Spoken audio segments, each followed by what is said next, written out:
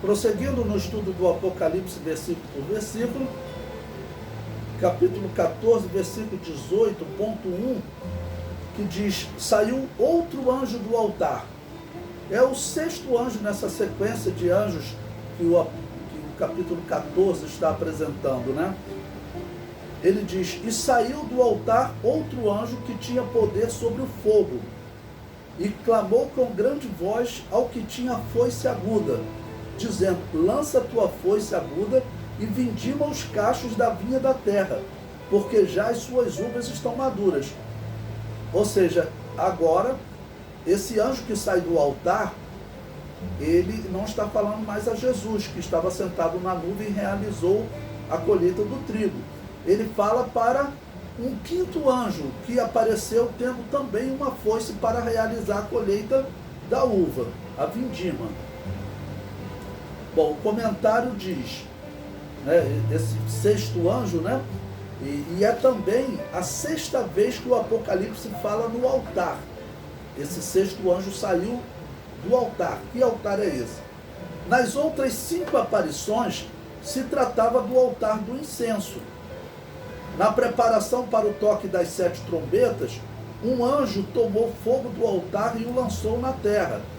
Veja, e o anjo tomou o incensário e o encheu do fogo do altar e o lançou sobre a terra. E depois houve vozes, e trovões, e relâmpagos, e terremotos. Então ele saiu do altar, para nós podermos entender desse anjo saindo do altar aqui, próximo do final da grande tribulação.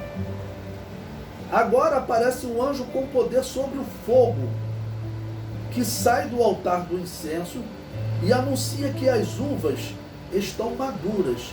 Ou seja, está na hora de realizar essa vindima.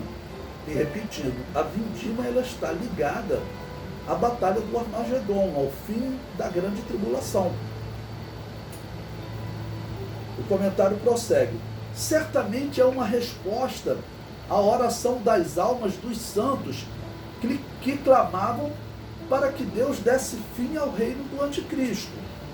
Veja, Apocalipse 6, versículo 9 e 10.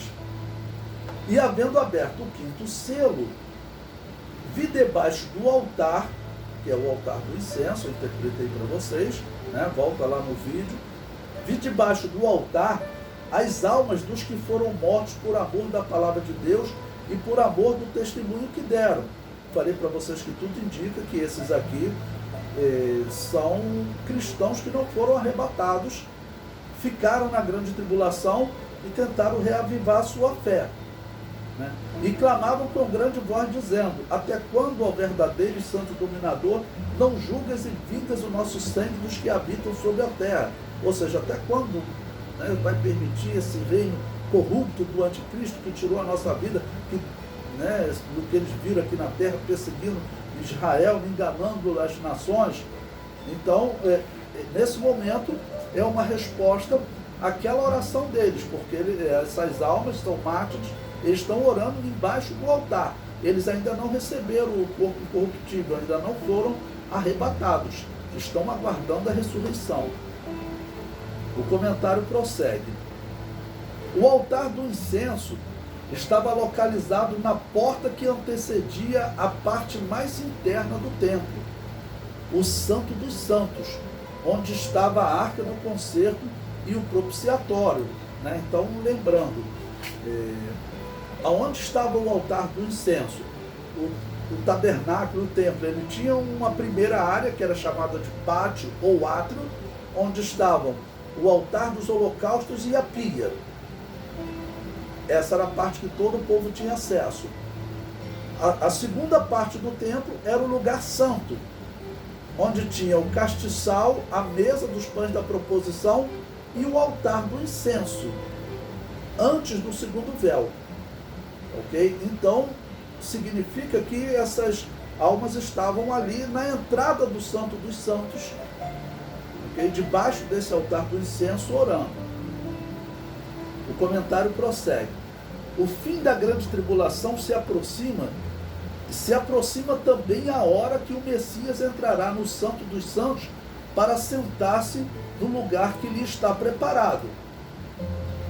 Bom, quando ocorrendo, isso aqui estando ocorrendo próximo do final da grande tribulação, nós sabemos que cerca de 3 anos e meio antes, o que o anticristo fez?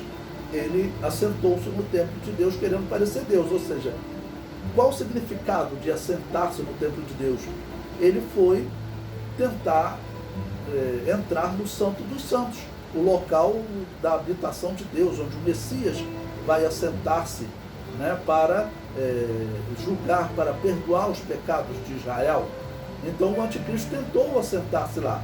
Bom, Jesus Cristo agora, claro, vai entrar no santuário celestial, né? Ele vai fazer a intercessão no dia do Yom Kippur pelos israelitas, né? Ou seja, o dia do perdão dos israelitas. Simbolicamente, como ocorre essa intercessão?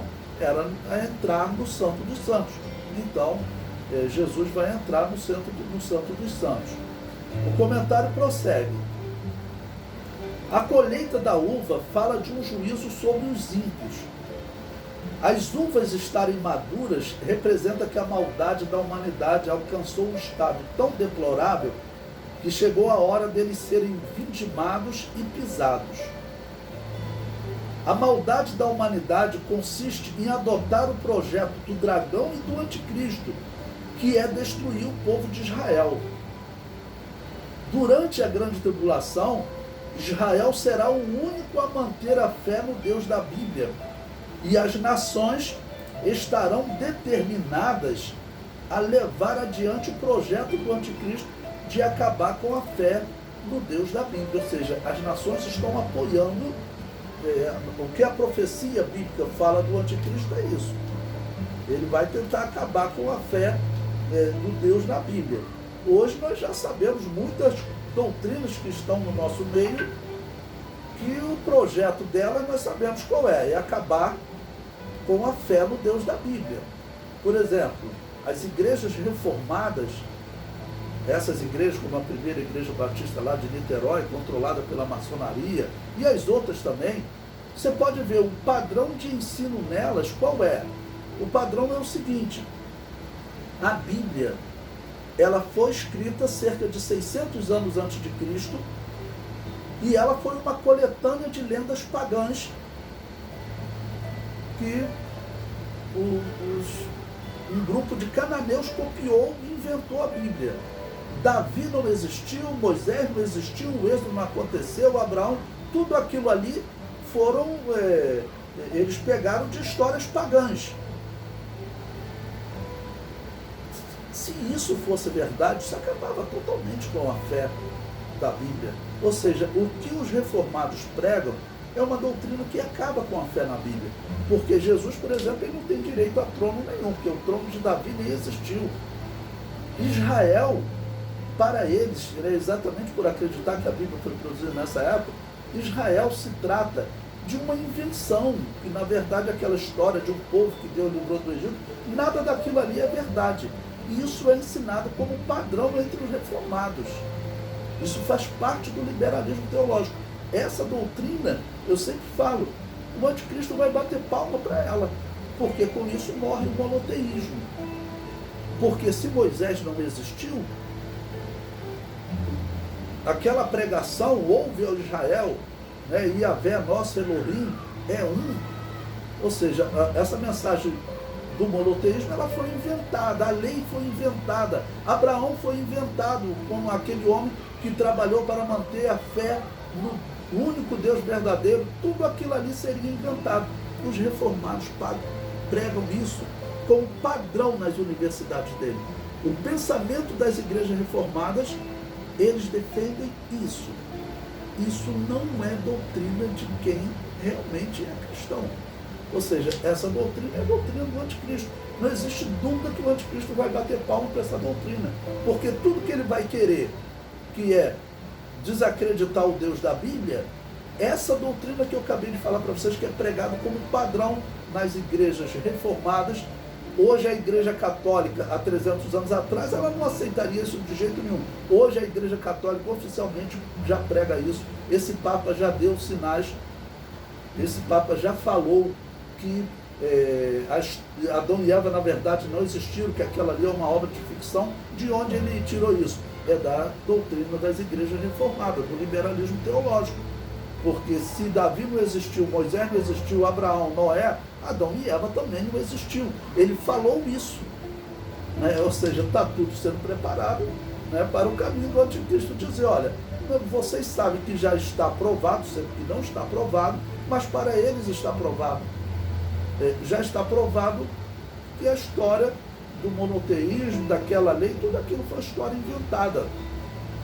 E hoje, os rabinos mais tradicionais de Israel, ou assim, que tem maior abertura, aceitação dentro de Israel, eles defendem isso, que Israel é uma invenção de um grupo de cananeus, que a Páscoa não existiu. Eu recomendo a vocês que vocês assistam um documentário chamado Padrões de Evidência, Patterns of Evidence. Ele está disponível no YouTube. Ali eles entrevistam cientistas israelenses que ele fala o seguinte, sim, na verdade aquela história lá não aconteceu, Moisés não existiu. Isso é o que o meio acadêmico de Israel defende hoje. O rabino também, que é entrevistado, defende a mesma coisa. Com o que eles aprenderam essa heresia do inferno? Com as igrejas reformadas. Foram os reformados que inventaram esse liberalismo teológico. Bom, o comentário prossegue. O termo vindima é tradução do termo grego trugão e pode ser traduzido também como reunir. O significado é claro. Está na hora de reunir as nações que apoiam a proposta do anticristo. O termo grego trugão é semelhante ao termo hebraico kabatz, utilizado pelo profeta Joel, anunciando que Deus congregará ou reunirá todas as nações. Observe, Joel 3:2. Congregarei. Esse termo aqui, congregarei, no hebraico, é essa palavra kabatz. Ela é um sinônimo de trugão. A palavra usada no Apocalipse para esse momento de vindima, né, de reunião. Ele vai estar reunindo, congregando, como disse Joel, todas as nações, e as farei descer ao vale de Josafá, e ali com elas entrarei em juízo, por causa do meu povo e da minha herança, Israel, a quem eles espalharam entre as nações, repartindo a minha terra. Aonde fica o vale de Josafá? O vale de Josafá é um outro nome da região chamado Megido. Ali também estava o vale do Armagedon, Megido. A região é a mesma. Então Joel está profetizando exatamente este momento anunciado da grande tribulação.